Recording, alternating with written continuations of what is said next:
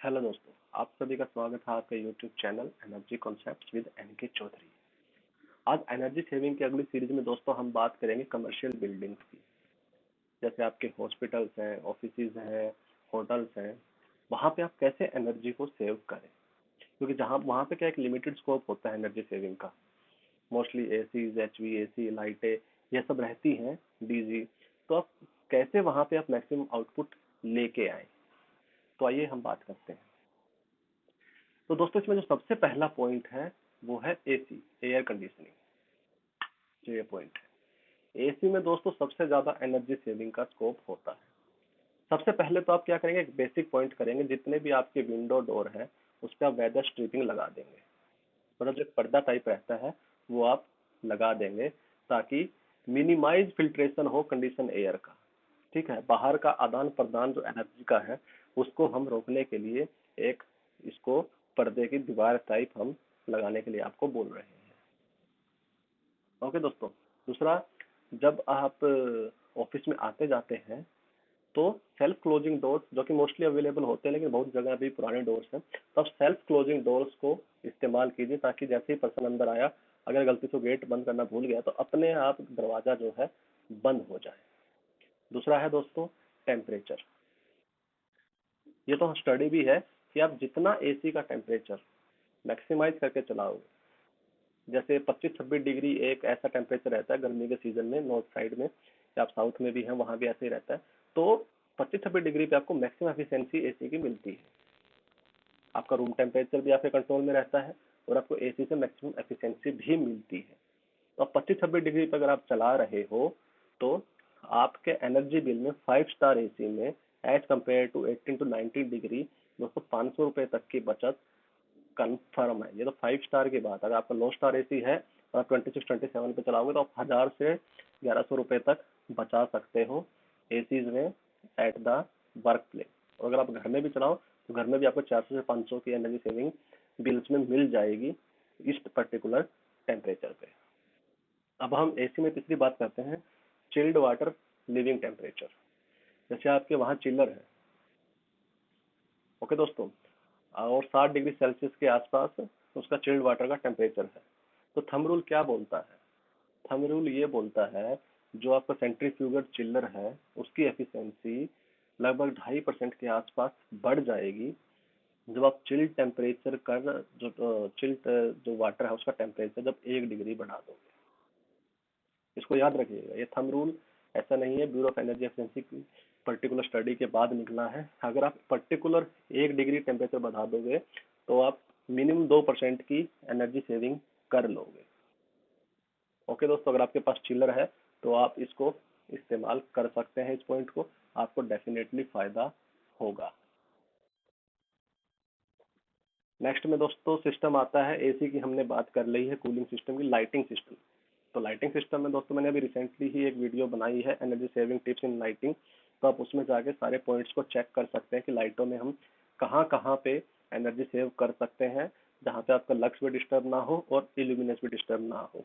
तो वहाँ पे रेड्यूस टैब से लेके पर्टिकुलर हर पॉइंट पे बात की गई है, आप उसको चेक कर सकते हैं।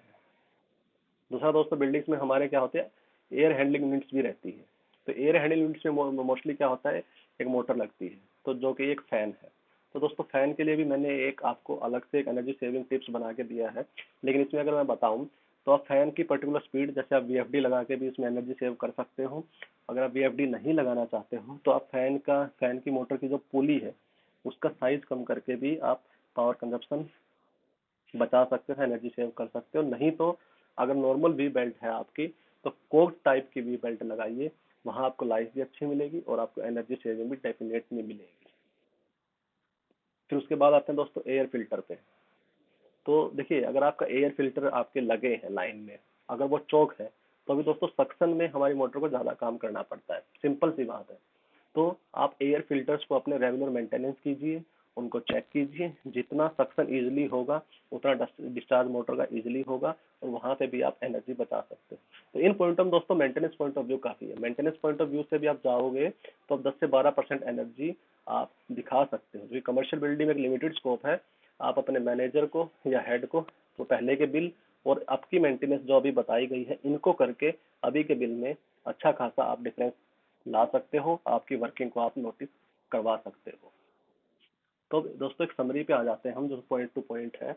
इसमें क्या करना है, जैसे आप किसी भी कमर्शियल बिल्डिंग में, घर में, ऑफिस में, कहीं भी काम करते हो, सीधी सी बात है दोस्तों, जितने भी क्रैक्स हैं, ओपनिंग्स हैं वाल में, गेट के नीचे से अगर ओपनिंग है, तो आप सबको फील कीजिए, भले ही गैसकिट लगाइए, कुछ लगाइए, आप ओपनिंग्स को बंद कीजिए ताकि आपकी हॉट एयर अंदर ना आ सके और कोल्ड एयर बाहर ना जा सके। अगर एचवीएसी है तो सर्दी के सीजन में उल्टा हो जाता है, आपकी ठंड अंदर ना आए और आपकी गर्म जो हवा है, जो आपने अंदर टेम्परेचर मेंटेन की है, वो बाहर ना जाए। इसको लॉसेस बोलते हैं दोस्तों, लॉसेस को आपको कम करना है। दूसरा है कि आप थर्मल डोर, थर्मल विंडो, आजकल काफी टाइप की आती हैं रिफ्लेक्शन टाइप के डोर्स, विंडो, जिसमें वो एक सेग्रीगेशन लाते हैं, आपकी हीट बाहर से अंदर डिसिपेट नहीं होती और अंदर से बाहर नहीं होती। तो दोस्तों आप उनका यूज कर सकते हैं। विंड ब्रेक्स का आप इस्तेमाल कर सकते हैं एक्सटीरियर डोर पे, ताकि आपका आउटसाइड वेदर का इम्पैक्ट ना आए अंदर की तरफ। तो ये एक पॉइंट है दोस्तों, सिंगल प्लेन ग्लास को आप इंसुलेटिंग ग्लास से यूज मतलब रिप्लेस कर सकते हैं। जैसे ग्लास में क्या होता है, आपकी जैसे ही सूर्य की किरणें पड़ती हैं तो आपकी सारी हीट अंदर की तरफ ट्रांसफर होती है। अगर इंसुलेटिंग ग्लास है तो वो हीट आपकी ट्रांसफर नहीं होगी, और इसको आप वेदर के अकॉर्डिंग चेंज भी कर सकते हैं। यही नेक्स्ट पॉइंट में यही है दोस्तों, कि आप इंसुलेटेड वॉल पैनल से अपने विंडोज वगैरह को कवर कीजिए। अगर आपको विजिबिलिटी इतनी ज़्यादा रिक्वायर्ड नहीं है लेकिन लाइट की ज़रूरत है, तो वहां पे आप क्या कीजिए, जो एक्सटीरियर विंडो मतलब बाहर की विंडो है, उनको ग्लास ब्लॉक से चेंज कर दीजिए। ओके, ताकि, क्योंकि आपको विजिबिलिटी, देखिए आप ग्लास विंडो कब लगा रहे हो, तो आपको बाहर देखना पड़ रहा है, एक्सटीरियर विंडो इसलिए लगा रहे हैं आप। जब आपको सिर्फ हल्की सी लाइट चाहिए और बाहर देखने की आपको जरूरत है नहीं, तो आप इंसुलेटेड ग्लास ब्लॉक से उसको चेंज कर लीजिए, उससे भी आपको फायदा होगा ही होगा। ओके दोस्तों, ऑटोमेटिक डोर की मैंने जैसे आपको बताई है, एयर कर्टेन, स्ट्रिप डोर्स, इन सब का आप इस्तेमाल कीजिए, आपको फायदा मिलना ही मिलना है। तो दोस्तों ये मोस्टली पॉइंट हमारे कवर हो गए हैं, फिर भी एक समराइज पॉइंट है, इनको आप देख सकते हो, और अगर आप वर्किंग पे हैं तो आप इन चीज़ों को फॉलो कर सकते हो, आपकी वर्किंग नोटिफाई भी होती है कि how much you have to serious about to save energy, energy को लेके आप कितने सतर्क हैं। तो इन पॉइंटों से सारी चीज़ें रिफ्लेक्ट होती है। तो दोस्तों आज की वीडियो में इतना ही है, उम्मीद करता हूँ कि इसमें आपको कुछ पॉइंट नोटिफाई हुए होंगे जो आपके काम में आएंगे। अगली वीडियो में फिर आपसे मिलते हैं। धन्यवाद।